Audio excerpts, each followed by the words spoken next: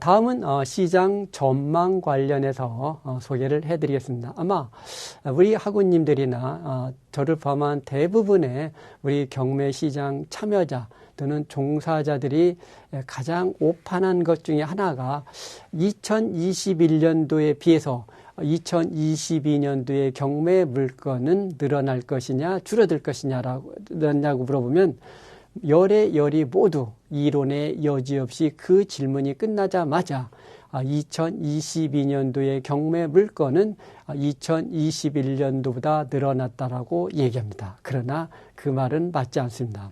지금 우리 학우님들이 보시고 있는 자료 2022년도의 월간 신규 물건 대법원에서는 지난 10월 달까지 경매 통계를 공개를 하고 있는데요. 2022년도 1월에서 10월 달까지 전국 69세 경매 법원에서 올해 신규로 경매가 유입이 된 물건, 즉 진행된 물건의 총량이 몇 건이냐면 65,350건입니다. 그런데 지난해 같은 기간 2021년 10월 달까지는 65,372건으로 오히려 올해의 경매 물건이 지난해보다 약 2,000건 정도 줄어들었다는 겁니다. 바로 이 부분이 모든 사람들이 가장 오해하고 있는 부분이 무슨 얘기냐? 이후에 제가 잠깐 금리 부분을 소개하겠지만 바로 올해 한국은행에서 지속적으로 빅스텝 등 금리 인상을 하죠. 그러면 대부분의 사람들이 금리 인상, 연초 대비 대출 이자가 2배 이상 급증을 했기 때문에 바로 고금리를 감당하지 못해서 경매 물건이 늘어나지 않겠냐라고 하는데 그렇지 않다는 것이죠. 바로 우리가 두 가지 함정 내지 오해에 빠지는데요. 하나는 금리 인상을 했다고 바로 경매 물건이 그 다음날 증가하는 게 아니라 경매는 시차가 존재합니다. 적어도 7개월 내외에 금리 인상의 여지는 최소 7개월, 길게는 1년 후 정도의 경매 시장에 본격적으로 금리 인상의 여파가 반영이 된다. 즉 올해 집중적으로 금리 인상된 물건이 경매 시장에 등장을 하려면 내년 상반기 또는 정확히는 내년 하반기 이후가 됐을 때 경매 물건은 급증할 수도 있다. 다시 한번 말씀을 드리면 올해 경매에 나올 물건들은 그러면 왜 이렇게 줄었냐? 올해 경매의 주력 물건은 지난해 부도난 물건이 이제 경매에 나왔기 때문에 당연히 줄었다라고 이해할 수 있다. 즉 무슨 얘기냐? 올해 경매 물건의 신규 유입 물건이 2021년도보다 줄어들었다는 것을 반대로 이야기하면 즉 올해 실제 경매 시장에 등장했지만 이 물건의 주력은 거의 대부분이 2021 타경 즉 2021년도에 경매 개시 결정 물건이 올해 경매를 하고 있는데 우리 학우님들이 잘 아시다시피 2021년도는 우리나라 7년 상승장의 마지막 전 고점에 해당이 되기 때문에 앞전에 제가 슬라이드에 잠깐 소개했지만 우리 경매는 거시경제와 경매 물건수, 이 부동산 경기와 반비례한다겠죠. 지난해 우리 부동산 시장은 전무후무한 역대 최고의 호황을 고가했다. 즉 반대로 이야기하면 경매 시장의 경매 물건 수는 전무후무하게 역대 최저 수준이었다. 바로 그런 부분이 올해 경매 물건이 지난해보다 줄어들었음을 알 수가 있고요. 그럼 올해는 조정의 첫 해이기 때문에 부동산 가격이 모두 다 하방을 하고 그 다음에 경매 물건이 점진적으로 늘어나기 때문에 실제 올해 개시 결정된 물건들은 언제 본격적으로 경매 나오냐? 내년도에 2023년도에 2022 타경이 주력으로 경매 시장에 등장을 하기 때문에 실제 우리 학우님들이 피부로 느낄 수 있는 경매 물건의 순증 효과는 내년 이후가 될 거라고 보고요. 저는 내년에도 다시 말씀을 드리면 금리 관련해서 제가 연속해서 소개했지만 내년 하반기 이후가 될 수도 있다라고 봅니다. 아마 올해 부동산 시장의 가장 큰 뉴스 중에 하나는 한국은행에서 연거푸 기준 금리를 계속 올렸던 부분이 되겠습니다. 올해 연초에는 1.25%에 진행된 경매 물건이 1.55%로 상승의 첫 발을 디뎌서 불과 지금 1년이 지나지 않은 상태에서 약 2% 가까이, 포인트 가까이 상승, 어마어마한 수치가 되죠. 1.25%에서 첫 출발해서 3.25%포인트까지 금리가 인상이 되다 보니까 기준금리가 2%포인트 오르다 보니까는 대출금리는 최소 2배 이상이 오르게 됩니다.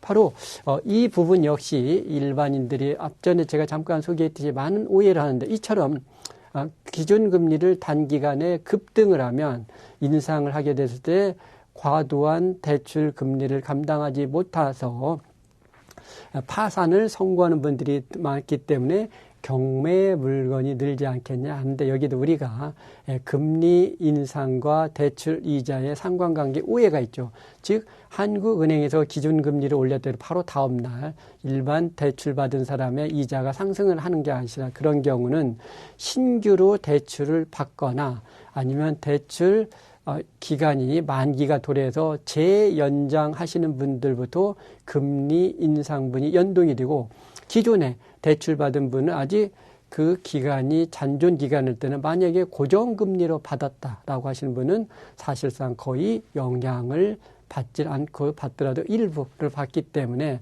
실제 한국은행의 기준금리를 인상을 하더라도 곧바로 경매 시장에 충격이 오는 것도 아니고요.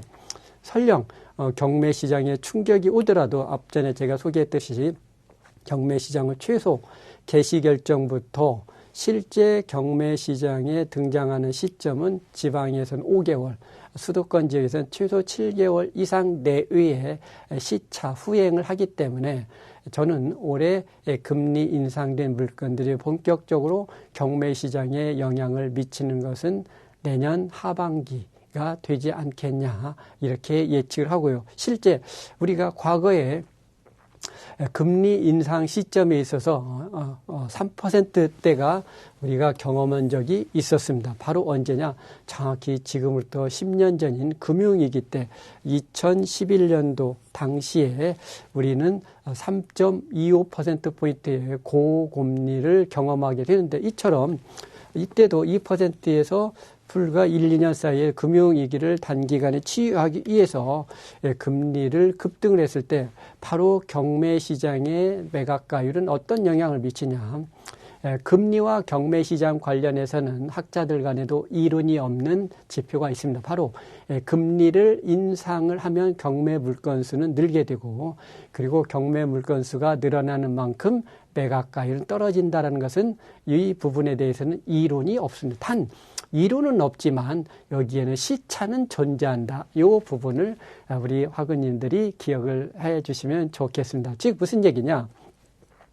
2011년도 당시 3.25%라는 그때 당시 최고 금리를 기록하게 되는데 그러면 그해 2011년도의 경매 물건 낙찰가율은 급감을 하냐? 그렇지가 않고요. 실제 금리 인상 효과가 경매 시장에 반영되는 것은 1년 또는 2년 후에 경매 시장의 매각가율이 본격적으로 하방을 하고 있다라는 점을 우리 학우님도 기억하시고 즉 이 얘기를 지금으로 비교해서 빗대 소개를 한다면 2022년도에 집중적으로 금리 인상한 효과는 2023년 또는 멀게는 길게는 2024년도에 금리 인상의 효과가 경매 시장에 투영된다. 즉 경매 시장의 투영은 경매 물건수의 증가와 경매 낙찰가율 하락으로 투영이 되는데 실제 우리 학우님들이 피부로 느낄 수 있는 경매 낙찰가율 하방의 효과는 저는 내년 하반기 이후가 된다라고 예상을 합니다. 다음은 몇 가지 우리 지난해 고점기에 과도하게 빚을 내서 부동산을 매입하신 분들이 결국 한은의 연거푸 금리 인상을 감당하지 못해서 결국 경매 비운을 맞게 된 안타까운 최근 사례들을 소개하도록 하겠습니다. 한때는 대치동에 있는 음마아파트가 우리 부동산 시장의 모든 시황을 가늠하는 풍향계 역할을 한 적도 있었습니다. 그러나 지금은 예전과 같은 폭발력은 떨어졌지만 그래도 아직도 이 단지가 가지고 있는 영향력은 과소평가할 수가 없죠. 즉 무슨 얘기냐. 음마아파트는 24개 동 4,424가구의 매머드 단지로 이루어졌다 보냐.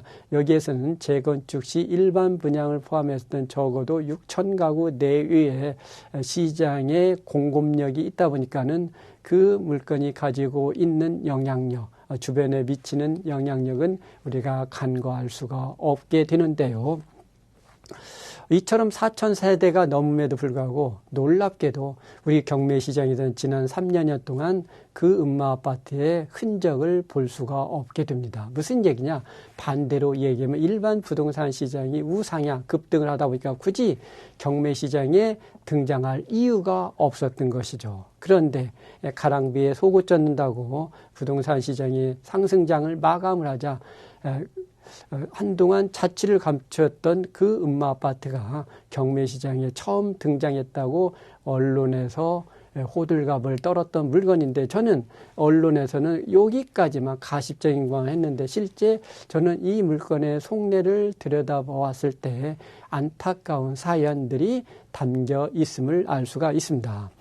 음마아파트 물건이 27억 9천에 경매 나와서 12월 15일 날 한 번 유찰돼서 22억 3,200만 원에 입찰이 예정된 물건이 되겠는데요.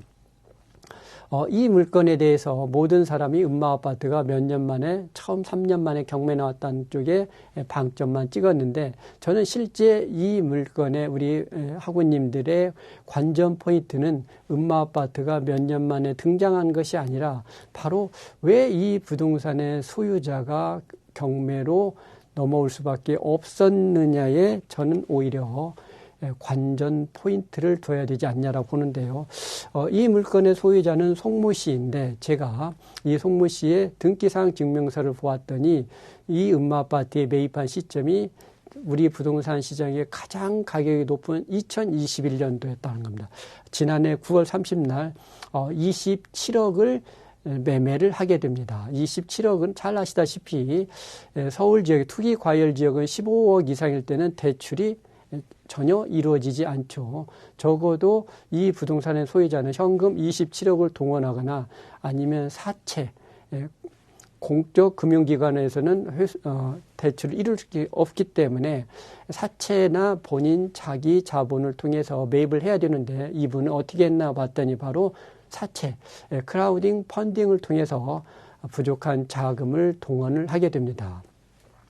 학우님이 잘 아시다시피 크라우딩 펀딩은 고금리이기 때문에 단기간만 이용을 해야 되죠. 이분은 잔금 납부 시점에만 크라우딩 펀딩이라는 합법적인 고리를 이용하고 바로 대부 회사로 갈아타게 됩니다. 올 1월 달에 대부 회사는 채권 최고액 30억 5,500만 원의 크라우딩 펀딩을 대환을 해주게 됩니다. 그런데 송문 씨는 연초에 대환을 하고 나서 금리가 계속 인상되자 바로 1월 달부터 금리 인상이 있었죠. 그러자 보니까는 결국 금리 인상이 되자 크라우딩 대부 회사의 원리금 상환 연체를 할 수가 없게 됩니다. 대부 회사는 돈을 빌려주고 불과 4달 만에 속전속결로 경매를 하는데 우리 실무에서 이런 경우도 흔치 않죠.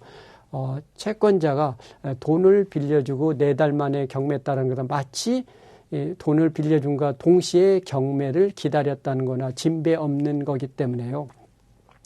4달 후에 정확히 5월 10일 날 경매를 신청하는데 이때 채권회사도 돌려받아야 될 원리금이 24억 5천여만 원에 다른데요. 이 물건은 22억대로 떨어지게 됩니다. 그러면 어떤 일이 생기냐? 당연히 작년 9월 달에 과도하게 가장 고점기에 빚을 내서 투자한 소유자 송모 씨는 당연히 디폴트, 이미 부도가 난 건 이론이 없고요. 이미 보도가 났고. 그런데 문제는 이 차주만, 이 부동산의 아파트의 소유자만 부도가 나는 게 아니라 이 소유자를 아파트를 담보로 돈을 빌려준 대부 회사 역시 지금 아마 이 순간 마음이 편치 못할 것입니다. 무슨 얘기냐? 이분들은 투자 이익을 적어도 회사의 유지를 위해서 존립하려면 청구 금액 이상의 낙찰가가 이루어져야 되는데 과연 이번에 낙찰가가 그 금액의 이상이 될지는 아무도 예상할 수 없기 때문이죠. 그 이하에 될 수도 있으면 이 물건에 있어서 손실은 과도하게 빚을 낸 사람뿐만 아니라 이 아파트를 담보로 돈을 빌려준 금융회사도 같이 곤경에 처할 수 있는 상황. 불과 우리가 몇 개월 전, 1년 전에는 감히 상상할 수 없는 새로운 세상이 열리고 있는 것 같습니다. 다음은 아마 우리나라 아파트에서 가장 비싸다는 아파트, 평당 아파트에서 평당 1억을 최초로 넘겼다는 아파트, 이름하여 아리팍, 우리는 아크로 리버파크라는 아파트도요. 2016년 이래 단 한 번도 경매 시장에 등장하지 않았는데 그 천하의 아크로 리버파크도 경매 시장에 최초로 등장한 사례 물건이 되겠습니다. 바로 전용 면적 85제곱미터 33평액대의 물건이 42억 원의 경매 시장에 첫 등장한데요. 평당으로 환산하면 약 1억 3천만 원에 달하는 아파트 물건이 되겠습니다. 이 물건 역시 저는 12월 13일 예정이 되는데요. 당연히 12월 13일은 유찰이 될 거고요. 과연 이 물건은 33억 6천이 되는 내년 1월 31일 날 과연 이때 얼마의 낙찰이 이루어지냐, 아니면 그때도 또 한 번 더 떨어질 수 있는지가 저는 관전 포인트가 되겠다라고 봅니다. 즉 천하의 아크로 리버파크도 집값이 하강장으로 꺾이자 이 부동산이 물론 정확히 표현하면은 이 부동산은 아직은 매각 전이기 때문에 채무자가 도중에 취하 또는 채권자의 합의를 볼 여지는 있지만 우리한테 시사점은 역시 집값 상승기가 꺾이고 금리 인상기 있어서 경매에 나왔다라는 것은 우연의 일치치고는 정말 커다란 우연의 일치다라고 볼 수가 있겠습니다. 참고로 아크로 리버파크가 지난해 9월 달에 경매 나온 적이 있어요. 이때는 온전한 물건이 아니라 2분의 1이 경매에 나왔기 때문에 제가 이 물건을 아크로 리버파크의 입주 첫 경매로 공식 명명하는 이유는 하자 없는 정상적인 온전한 재산권 행사가 가능한 물건이다라는 측면에서 아크로 리버파크가 첫 경매에 등장했다라는 표현을 사용하고 있다는 점도 기억하시기 바랍니다. 다음은 이처럼 시장이 하반기로 접어들자보냐 예상가, 시장 가격 낙찰가를 오판한 안타까운 사례 몇 가지를 들어보겠습니다. 경기 하남시 가미동에 있는 아파트 물건이 되겠습니다. 11억 5천짜리 물건이 한 번 떨어져서 8억 500만 원까지 떨어진 물건이 지난 11월 달에 경매 나옵니다. 만약에 이 물건이 지난해 경매 나왔다면 아마 유찰 없이 신건에도 경합이 이루어졌을 겁니다. 그러나 지금은 그렇지 않습니다. 11월 달에 경매 나왔을 때 저는 이 물건을 한 번 더 떨어질 것으로 예상을 했습니다. 그러나 웬걸 한모 씨가 11월 달에 단독으로 들어옵니다. 그러면 우리는 100번 양보해서 이 물건에 투자자 아닌 실수요자가 꼭 이 아파트에 거주하고자 하는데 지난해 기준으로는 11억 이상을 써야 되는데 지금 현재 기준에서는 8억 되면은 작년 기준으로 약 3억 정도 싸게 사니까 실수요자 측면에서는 어여삐 우리가 그럴 수도 있다. 물론 8억도 비싸지만 경매 가격으로는 비싸지만 우리가 이 부분은 그래도 이해할 수가 있습니다. 그러면 적어도 나 홀로 참여하신 분은 최저가 내외를 써야 되는데 저도 깜짝 놀랐습니다. 단독으로 참여한 한모 씨가 최저가 언저리를 쓴 게 아니라 최저가의 2억 원이 훨씬 넘은 10억 1천만 원을 씁니다. 사실 이 물건은 들어가면 아니 되는 물건이죠. 한 번 더 떨어져야 될 물건임에도 불구하고 들어온 것 자체도 100번 양보할 수 실수이자라는 측면에서 양보를 할 수 있는데 10억을 더 썼다라고 하면 저는 아마 이분이 내년 2023년 아마 1월 10일 전후로 대금을 납부를 해야 되는데 저는 개인적으로 대금을 납부하기가 어렵지 않을까. 만약에 제가 당사자라고 하면 눈물을 머금고 손절매, 즉 손절매면 입찰보증금 850만 원을 포기를 해야 되는데 차라리 8,050만 원을 포기하는 것이 낫지 2억 원을 오버페이하는 것보다는 2억 원을 더 오버페이하는 것보다는 8천만 원을 포기하는 게 합리적이지 않냐라는 저는 제3자적 방관자적 입장에서는 이렇게 판단하지만 당사자는 어떻게 생각할지 모르겠습니다. 아마 최고가 매수인은 올 연말 연시가 그 어느 때보다도 인간적 권위에 대해서 가장 인간의 본질, 존재론에 대해서 여러모로 생각을 하게 되는 할 수밖에 없는 연말 연시가 되지 않을까 안타까운 눈으로 바라볼 수밖에 없는 것 같습니다. 다음은 성남 분당구 정자동에 있는 대표적인 아파트 중 하나인 파크뷰 아파트가 경매에 나온 물건이 되겠습니다. 이 아파트는 42억대에서 한 번 떨어져서 29억대의 최저 매각일 때 역시 같은 날 같은 법원에서 11월 28일 날 7명이 경합을 해서 최고가 매수인이 38억을 적어냅니다. 이 정자동의 파크뷰 정도면 그 정도 쓸 수도 있다라고 쓸 수 있는데 문제는 지금 시장이 예전과 지난해와 같지 않다라는 거죠. 역시 이 물건 역시 2등은 34억을 적어내서 1등과 2등이 4억 정도 차이가 났는데 앞전에 소개한 물건과 달리 저는 이 물건은 최고가 매수인인 대금을 납부할 것으로 봅니다. 왜 그러냐면 충격이 다르기 때문이죠. 이런 고가의 물건에 사시는 분들은 뭐 4억 정도의 오버페이를 했다고 해서 이 부분이 비싸게 낙찰받았다 해서 오버페이라고 보지 않을 수도 있지만 앞전에 소개한 감이동의 아파트는 2억일 고가 낙찰은 우리가 오버페이라는 표현을 쓸 수가 있기 때문에 똑같이 최저 매각 가격 대비 높게 쓰더라도 충격은 그 감도는 다르다라고 보기 때문에 저는 이 물건의 파크뷰의 낙찰자는 대금을 납부할 수도 있다라고 조심스럽게 예측을 합니다. 다음은 서울 강남구 청담동의 근린주택이 오랜만에 경매한 청담동 지역에서 아마 2년여 만에 정확히 표현하면 제가 알기로는 약 3년 만에 청담동의 근린주택이 경매에 나온 것 같습니다.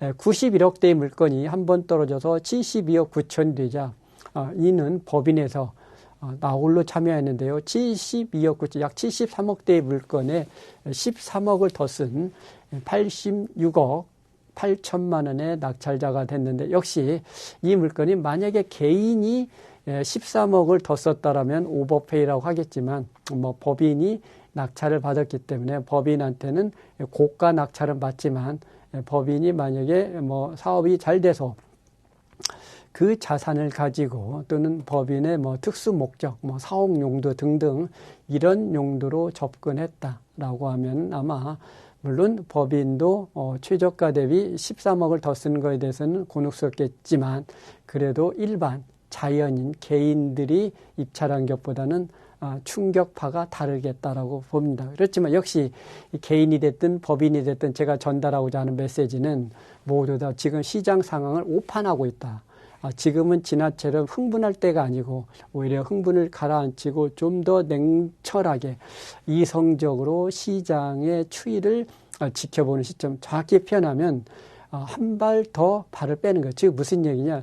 제 아무리 서울 중에서 강남에 소재하고 있는 물건일지라도 지금은 2번 떨어지고 응찰 여부를 판단하는 시점인 것이지 1위 유찰에 그것도 1위 유찰도 최저가를 써도 비싸다는 소리를 들을 판에 그 1위 유찰에서 몇 억씩 더 얹어 쓰는 것은 전형적인 시장 상황을 오판한 사례들이라는 내용으로 일련의 몇 개의 물건을 소개해 드렸습니다.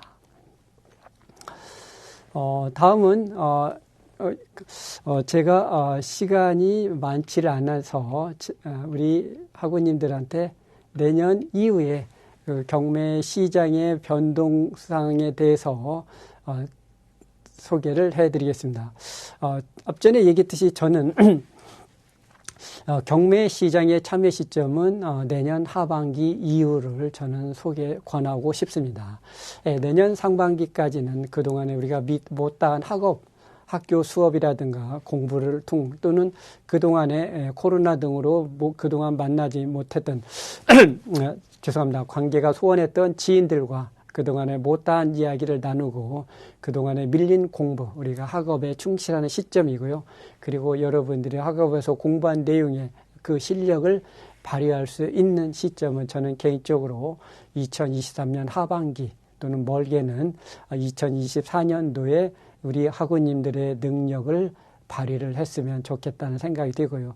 그럼 그 전에도 2023년 상반기에도 꼭 나는 경매 물건을 계속적으로 또는 업역상 또는 이런저런 경제적 이유로 놓을 수가 없는 학우님들한테는 일반적인 보험용 물건보다는 좀 틈새, 좀 차별화된 물건에 관심을 가졌으면 좋겠다. 그 중에 가장 대표적인 게 호재 지역의 물건들. 우리가 호재는 도로라든가 또는 재개발, 새로운 정부에서는 새 정부에서는 과거의 정부에서는 재개발 관리에서는 그 속도를 내주겠다고 하니까요. 그 다음에 시장 역시도 이름하여 신속 통합기획이라는 명명하에서 재개발을 압축해서 진행한다라는 이런 지역의 호재에 포함되는 물건들의 재개발 지역 내 다세대 등등은 역시 우리가 향후에 추가 상승 여력이 있기 때문에 이런 물건들을 검색을 했다가 여기도 물론 무리한 가격 2021년도는 누가 가격을 높게 쓰나의 경쟁했다면 지금은 그런 시점은 아니기 때문에 소신 입찰을 하고요. 그 다음에 뭐 철도라든가 이런 교통망이 부설됨으로 인하여서 가격 상승이 예정되는 물건 지역들 그리고 이를테면 신도시라든가 공단 등을 건설 또는 도로로 수용 등으로 인해서 보상 물건들 중에 일부가 원주민들이 그 금융기관의 이자를 감당하지 못해서 경매에 나오는 경우도 있을 수 있는데요. 이런 보상 물건에 관심을 가져도 되고요. 그리고 평가사들이 드물게 저감정을 하는 경우가 있습니다. 무슨 얘기냐? 아파트 같은 경우는 거래 전례가 풍부하기 때문에 감정가나 시세나 큰 차이가 없는데 상가라든가 공장이라든가 토지 등등은 기타 마침 인근 유사 지역 내에 거래 전례가 없을 때는 거래 전례를 위해서 그 이전의 시장 상황을 고려해서 평가를 한다든지 아니면 실제 경매는 제때가 이루어졌는데 이해관계인들 간의 분쟁 또는 갈등으로 인하여 바로 경매가 속행되지 못하고 1년 또는 길게는 2년이 지나서 비로소 경매 나오면 지금 현재 시장과 그때 당시 시장의 괴리에 의해서 감정가가 불균형이 이루어질 수 있는 물건도 있는데요. 이런 물건 예를 들어 우리가 저평가 물건이라고 하고요. 그리고 지금은 적어도 30%씩 떨어지는 법원은 2번 떨어지는 게 저는 통설이라고 보고요. 그 다음에 20%씩 떨어지는 서울에 있는 5개 법원은 평균 20%, 서울의 20%는 최소 2번에서 많게는 3번 정도 떨어진 물건들만 선별해서 참여를 하고 그 다음에 소액 투자. 이제는 현 정부에서 부동산 시장이 하방을 하다 보니까는 각종 규제, 대출이라든가 세금 관련 규제를 완화해주고 있는데 아직은 그 온기가 온전히 전달되지 않아서 우리가 고가의 물건들은 들어가기는 아직 시장 상황이 아직은 더 조정을 받아야 하기 때문에 이런 물건들은 여간 부담이 되지 않으나 1억 이하의 물건들, 지방일 때는 1억 이하, 그 다음에 수도권은 3억 이하, 그 다음에 서울에 있어서는 6억 이하의 물건들은 선별적으로 참여를 해도 괜찮다라고 생각을 하고요. 보시고 있는 건 그 관련된 사례 물건들이 되고요. 그 다음에 방금 얘기했듯이 세금이라든가 대출 규제를 피할 수 있는 물건, 정부에서 주로 세금 중과라든가 대출은 주거용 보증사, 주거용도 콕 집어서 아파트 등등에 미치기 때문에 비주거용인 상가라든가 오피스텔, 토지 등은 세금 중과라든가 대출 규제의 반사 이익을 볼 수 있는 물건입니다. 단 이들 유형의 물건들은 환금성에 제한이 따르기 때문에요. 입찰 참여 목적이 분명해야 되겠습니다. 즉 상가나 오피스텔은 임대 수익 극대화이거나 오피스텔 같은 경우 사실 임대 수익과 환금성, 시세 차익은 한계가 있지만 그래도 상가에 비해서는 환금성이 낮기 때문에 이런 두 마리 토끼를 쫓고자 할 때는 오피스텔을 관심을 가져도 괜찮고요. 토지 물건은 수요가 분명한 사람들이 좋을 것 같습니다. 향후에 토지 물건들은 서울에 있는 아파트에 비견해서 지방에서는 주력 물건이 되기 때문에요. 많은 양의 토지 물건들이 양적으로 질적으로 좋은 물건들이 경매 시장에 쏟아질 것으로 보이기 때문에 이런 토지 물건에 대해서 관심을 가지고 또 하나는 개발지역 인근의 토지 물건은 먼 장기에 보일 때는 미래 가치도 시세 차익도 덤으로 누릴 수도 있다라는 거고요. 그 다음에 지방에 있어서는 지방 우량주가 있는데요. 어떤 경우냐. 전세 가격이 최저 매각 가격보다 높은 경우입니다. 이론적으로 젊은 친구들이 가장 소화하는 갭 투자, 레버리지에 제일 좋은 거죠. 낙찰을 받으면 전세 자금만 가지고도 투자금을 회수하고도 잉여 부분이 생기는데 아마 요즘에도 제가 일부 물건에서 집값이 하락을 하다 보니까 전세 가격은 고정인 반면에 집값은 하방하니까 전세는 2억인데 시세는 1억 6천 이하의 이를테면 낙찰을 그렇게 저가에 낙찰을 받는 거죠. 전세 가격은 1억 6천인데 낙찰을 1억 6천 이하에 받았다. 그러면 우리는 1억 6천에 낙찰을 받고 전세를 놓으면 매각 대금을 회수하고도 약 4천만 원의 잉여가 생기면 이 돈을 가지고 다시 재투자를 이루어질 수 있죠. 단 2년 후에 전세자금 2억을 돌려줄 수 있는 방안은 마련하고 입찰에 들어가셔야 되겠습니다. 그리고 특수물건 관련해서는 여러 가지가 있는데 저는 개인적으로 우리 학우님들한테는 지분물건과 법정지상권 관련된 물건, 그 다음에 선순위 임차인이 있는 물건들은 좀 더 관심을 가지고 특수물건도 공부하시는 것도 좋지 않을까 생각을 합니다.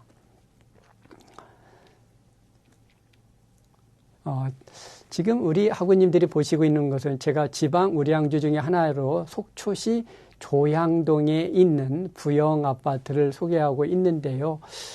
이 물건에 보면 지난 4월 달에 8,900만 원했을 때 79명이 놀랍죠. 79명이 경합을 벌인 끝에 1억 3,500만 원의 낙찰이 이루어졌는데 저는 이때 1억 3,500만 원 좀 아쉬움이 있었습니다. 왜 그러냐면 최저 매각 가격 8,900만 원은 당시 전세보다도 낮은 전세가 약 1억 정도 1억 내외 정도를 형성을 했기 때문에 그러면은 이론적으로 8,9천만 원의 낙찰받더라도 당시 전세를 1억에서 1억 1천 정도 놓을 수가 있었던 것 같습니다. 그러면은 전세 자금만 가지고도 매각 자금을 다 충당하고 잉여가 생길 수가 있고요. 당시 이 아파트의 시세는 1억 3천만 원대였는데 그런데 그러면 경매는 시세보다 싸게 사야 되는데 이 물건은 웬걸 79명이 경합을 벌인 끝에 당시 시세의 낙찰이 이루어집니다. 그래서 저는 지난 4월 기준, 이때 4월달 우리 부동산 이제 단기 반짝 시장이었죠. 그래서 전형적인 고가 낙찰로 봤는데 다른 서울 수도권 지역은 다 부동산 가격이 꼬꾸라졌는데 이 속초 지역은 개발 재료가 있어서인지 여기는 속초 앞바다를 조망이 가능하고 향후에 속초의 가장 큰 단점은 양양까지는 고속도로는 있지만 철도가 없는데 이제는 춘천에서 철도가 확장도 연장이 된다니까 물론 시간이 있지만 차후에는 이제는 서울에서 바로 속초까지 직행할 수 있는 철길이 열린다라면 향후에 여기는 추가 상승의 가능성이 농후하다라고 보겠습니다. 바로 이런 연유인지 오히려 여기는 집값이 지금은 1억 5천만 원대로 가격이 더 오르고 전세도 1억 3천만 원으로 뛰었음을 알 수가 있습니다. 결국 4월 달에 고가 낙찰하신 분은 의견상 매매 대금을 전세금 정도로 거의 충당이 될 정도였다. 물론 이분이 이걸 알고 이렇게 고가에 낙찰받지는 않았었겠지만 여하튼 결과론적으로는 지금 서울 수도권과는 달리 일부 지방에 이런 호재가 있는 우량주들은 지금도 우상향 또는 강보합세임을 알 수가 있습니다. 마지막으로 우리가 저는 앞전에도 몇 차례 얘기했지만 이번에 조정이 단기로 끝이지 않을 거라는 거죠. 인간의 지혜, 정책 능력, 정책 결정자들이 뛰어난 역량을 발휘하면은 그 충격은 고통은 3년 내외로 짧을 수 있고 그렇지 않으면 시장의 순수한 시장의 법칙에 의존했을 때는 5년 정도의 이 굴곡이 올 수도 있다라고 보고요. 이때 우리 경매 시장에서는 경매 시장에 등장하는 불황의 당대에서 조정의 단기에서는 물건이 진입하는 단기매를 틀린데요. 불황의 초기에는 주거용 부동산이 주력을 형성하고요. 그 다음에 경기 침체가 심화가 중기로 넘어갔을 때는 수익형 부동산, 그 중에서도 꼬마 빌딩, 아마 3층에서 5층대의 물건들이 등장하면 경기 불황의 중기. 저는 아마 그런 시점을 내년 이후로 보고 있고요. 그 다음에 경기 불황이 더 골이 깊었다. 그러면 이제는 대형 물건, 1,000억대 내외의 초대형 건물도 경매 시장에 등장을 하면 우리는 불황의 끝자락까지도 다 경험을 하게 된다. 즉 불황의 끝자락에 도달했을 때는 이처럼 경매 물건도 몸집에 따라서 사이즈에 따라서 불황의 경기 침체의 초기, 중기, 말기에 따라서 다를 수도 있다라는 점도 아울러 기억하시기 바랍니다. 오랜 시간 동안 매끄럽지 않고 불편한 강의를 끝까지 경청해 주셔서 고맙습니다. 우리 학우님들 내년 학교 수업 시간에 뵙기를 바라면서 오늘 절강을 마치도록 하겠습니다. 오랜 시간 동안 수고 많으셨습니다. 안녕히 계십시오.